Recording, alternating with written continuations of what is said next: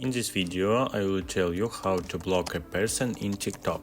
Be sure to watch it to the end so you don't get into trouble.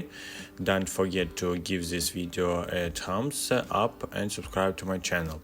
Let's dive into the process.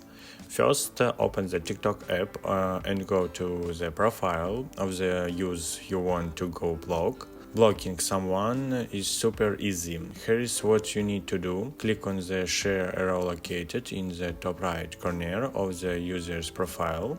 Select block.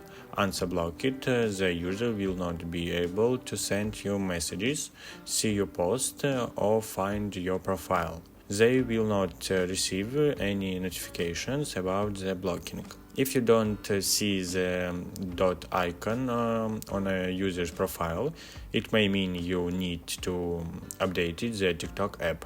Here is how to do it.